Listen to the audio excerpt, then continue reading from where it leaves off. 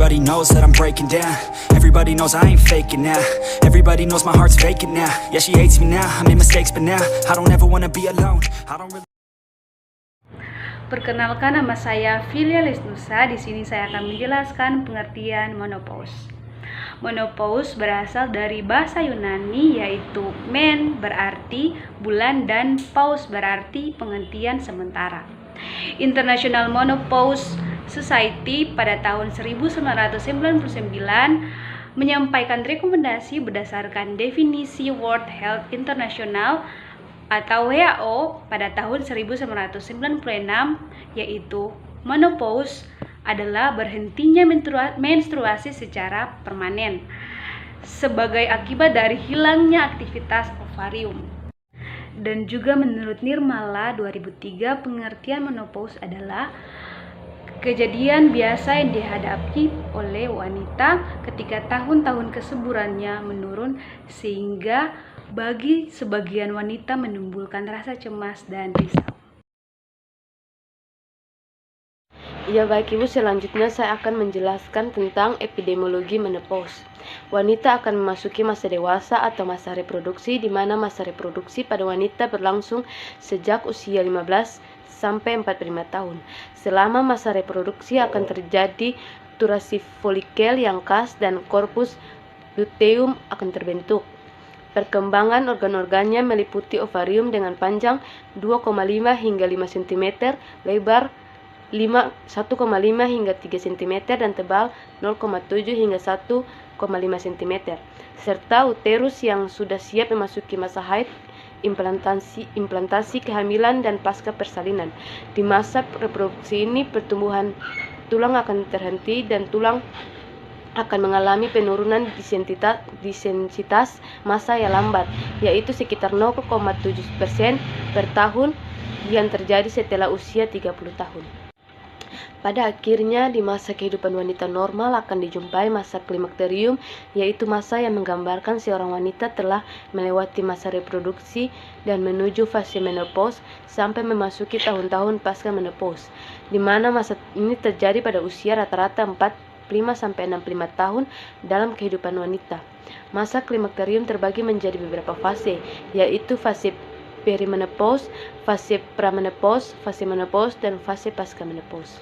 Setelah memasuki fase menopause, folikel ovarium akan habis, tidak tersisa sama sekali.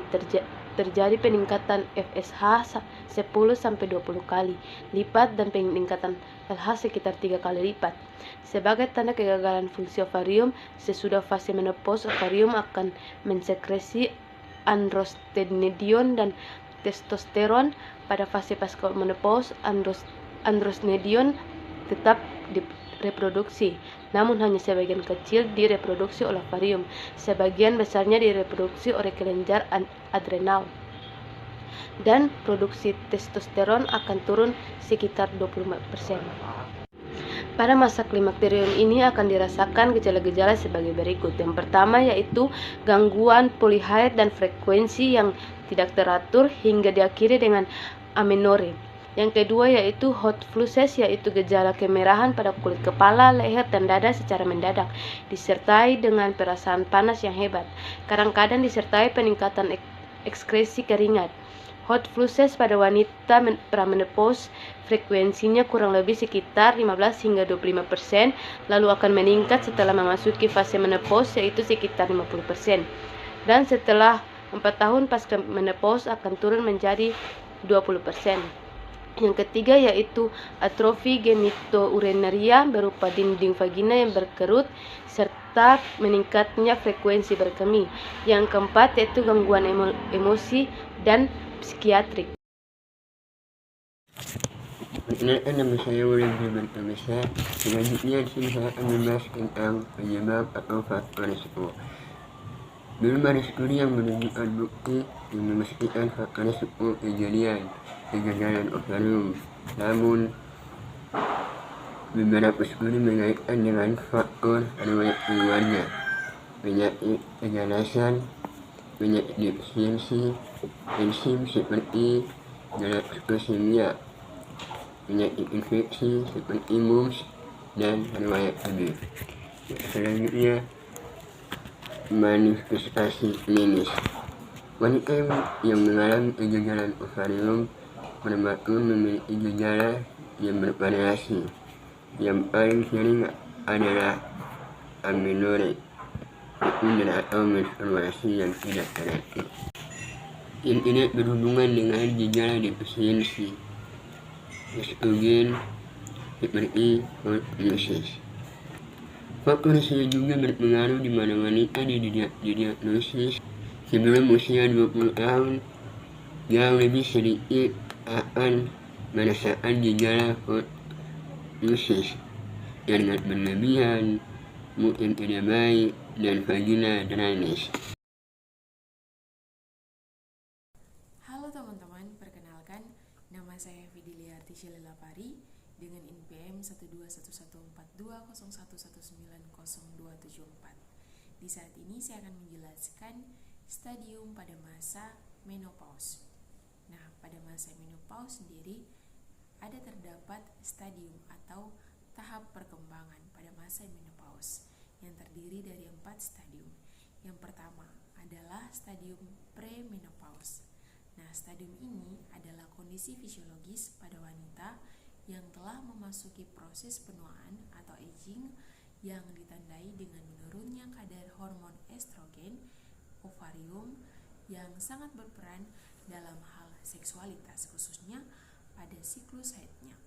Nah, pada masa premenopause ini sering dialami wanita yang berusia menjelang 40 tahun ke atas. Nah, pada masa ini juga menimbulkan gejala-gejala seperti perdarahan haid yang memanjang, hot flushes, neck sweat, kemudian jumlah darah haid yang banyak, dan merasakan nyeri saat haid. Nah, stadium yang kedua adalah stadium perimenopause. Nah, stadium ini merupakan stadium di mana tubuh mulai bertransisi menuju menopause.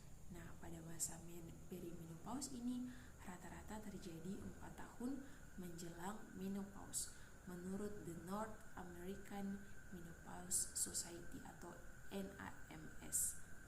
Nah, pada stadium ini umumnya tingkat produksi hormon estrogen dan progesteron berfluktuasi atau sedang naik turun tak beraturan sehingga mengakibatkan siklus menstruasi pun bisa tiba-tiba memanjang atau memendek. Atau masa ini merupakan masa di mana jumlah folikel yang mengalami atresia semakin meningkat. Nah, sehingga pada suatu ketika tidak tersedia lagi folikel yang cukup, dapat mengakibatkan produksi estrogen berkurang dan haid tidak terjadi lagi. Nah, akhirnya pada masa ini berakhir dengan masa menopause dan perubahan dan keluhan psikologi baik fisik semakin menonjol terjadi pada usia 56 sampai 60 tahun. Nah, stadium yang ketiga adalah stadium menopause. Nah, stadium menopause ini sendiri merupakan stadium di mana berakhirnya proses periode haid secara permanen.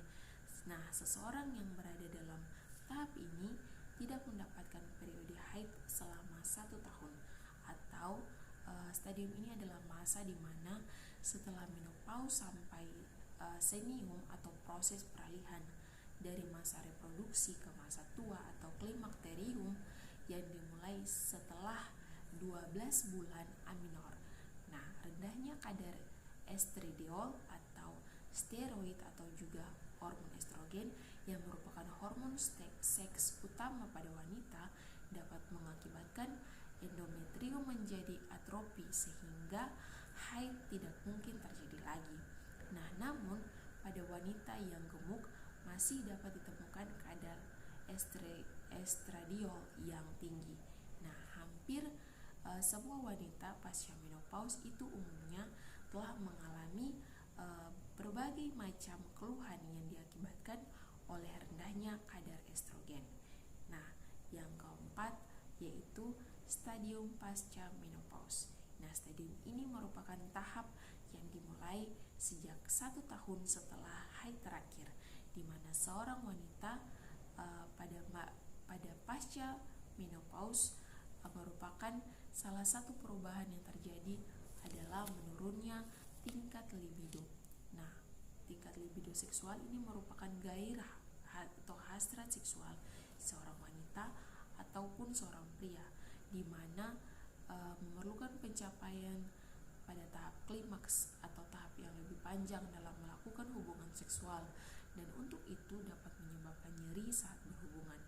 Nah, seorang wanita yang dikatakan senium atau yang tadi dijelaskan bahwa itu merupakan proses peralihan dari masa reproduksi ke masa tua atau klimakterium, bisa bila telah memasuki usia pasca menopause, lanjut itu sampai usia lebih dari 65 tahun. Nah, pada fase ini wanita telah mencapai keseimbangan baru, sehingga tidak ada lagi gangguan vegetatif maupun psikis. Demikian penjelasan dari saya mengenai stadium pada masa menopause. Sekian dan terima kasih. Oke teman-teman, di sini saya akan menjelaskan patofisiologi dari menopause. Dikarenakan penyebab khususnya kebanyakan masih belum diketahui, patofisiologi dari kegagalan ovarium prematur sampai saat ini juga masih belum dapat dijelaskan lebih terperinci. Namun, pada kasus yang disebabkan oleh kelainan genetik, kegagalan ovarium prematur dikaitkan dengan abnormalitas faktor genetik, misalnya kelainan pada kromosom X seperti delusi atau sindrom Turner.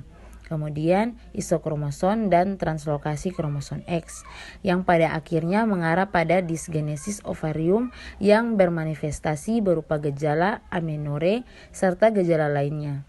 Pada wanita menopause, hilangnya fungsi ovarium secara bertahap akan menurunkan kemampuannya dalam menjawab rangsangan hormon-hormon hipofisis untuk menghasilkan hormon steroid. Saat dilahirkan, wanita mempunyai kurang lebih 750.000 folikel primordial. Dengan meningkatnya usia, jumlah folikel tersebut akan semakin berkurang. Pada usia 40-44 tahun, rata-rata jumlah folikel primordial menurun sampai 8.300 buah, yang disebabkan oleh adanya proses ovulasi pada setiap siklus, juga adanya apoptosis, yaitu proses folikel primordial yang mati dan terhenti pertumbuhannya. Proses tersebut menjadi terus-menerus selama kehidupan seorang wanita, hingga pada usia sekitar 50 tahun fungsi ovarium menjadi sangat menurun. Apabila jumlah folikel mencapai jumlah yang kritis, maka akan terjadi gangguan sistem pengaturan hormon yang terjadi insufiensi corpus luteum, siklus haid anovalotorik, dan akhirnya terjadi oligomenorre. Perubahan-perubahan dalam sistem vaskularisasi ovarium sebagai akibat proses penuaan yang terjadi sklerosis pada sistem pembuluh darah ovarium diperkirakan sebagai penyebab gangguan vaskulasi ovarium. Terjadinya proses penuaan dan penurunan fungsi ovarium menyebabkan ovarium tidak mampu menjawab rangsangan hipofisis untuk menghasilkan hormon steroid. Kemudian granulose secara otomatis menghasilkan estrogen yang merupakan salah satu hormon reproduksi wanita. Estrogen tadi akan memaksa folikel untuk mengeluarkan sel telur. Keluarnya sel telur dari korpus luteum ini akan meningkatkan produksi estrogen dan progesteron. Progesteron sendiri menyiapkan tempat pembuahan dengan menebalkan dinding endometrium. Jika setiap bulan sel telur tidak terjadi pembuahan, maka membuat dinding endometrium yang menebal tadi luruh. Luruhnya dinding endometrium dibuktikan dengan keluarnya darah melalui lubang vagina, dan inilah yang disebut menstruasi. Ketika ovarium tidak lagi berproduksi, folikel yang dihasilkan berkurang, maka rangsangan produksi hormon estrogen dan progesteron berangsur-angsur menurun. Kondisi ini yang semakin lama mencapai titik pada masa klimakterium dengan keadaan menopause. Iya teman-teman semuanya, jadi kali ini saya akan menjelaskan mengenai penata laksanaan dari menopause. Jadi wanita yang didiagnosa kegagalan ovarium prematur akan mengalami defisiensi hormon estrogen. Maka dari itu terapi yang dapat diberikan yaitu HRT, di mana HRT atau hormon replacement terapi. Namun terapi ini diberikan hanya jika wanita tersebut sudah memasuki usia menopause, yaitu usia normal 50 tahun. serta tidak menunjukkan adanya kontraindikasi terhadap terapi hormonal. Jadi teman-teman semuanya, indikasi terapi hormonal pada kegagalan ovarium ini dia bertujuan untuk mencegah terjadinya dampak jangka panjang dari kegagalan ovarium prematur. Ada dua pilihan teman-teman yang kita dapat berikan pada terapi tersebut, yaitu dengan terapi estrogen maupun progesteron, di mana terapi estrogen dapat diberikan secara peroral atau dapat melalui rute transdermal, sedangkan terapi progesteron dapat diberikan secara peroral, transdermal, dan rute intrauterin. Ya teman-teman semuanya, monitoring pasien yang mendapat terapi hormonal juga harus dilakukan sebaik mungkin, di mana dengan pemberian edukasi juga harus diberikan kepada pasien. Di antaranya pasien harus diberi pengetahuan tentang diagnosa ini. Kegagalan ovarium prematur menyebabkan ovarium tidak bisa memproduksi hormon estrogen yang berperan untuk mempertahankan kepadatan dan kekuatan tulang. Penting untuk memberikan penggantian hormon yang hilang, misalnya dengan aktivitas fisik dan diet tinggi kalsium. Pasien dengan kegagalan fungsi ovarium sebaiknya dia itu mengonsumsi 1200 sampai 1500 magnesium kalsium per hari. Jika tidak mungkin dilakukan, suplementasi kalsium juga dapat diberikan dengan konsumsi vitamin D yang adekuat juga sangat penting dan baik untuk pasien. Untuk aktivitas fisik sebaiknya dilakukan di luar ruangan. Aktivitas fisik dilakukan secara normal, yaitu 30 menit per hari ya teman-teman, dengan frekuensi minimal 3 kali dalam seminggu untuk dapat meningkatkan kekuatan tulang, otot, dan mempertahankan massa tulang. Ya, sekian dari penata laksanaan menopause, semoga bermanfaat bagi kita semua. Terima kasih.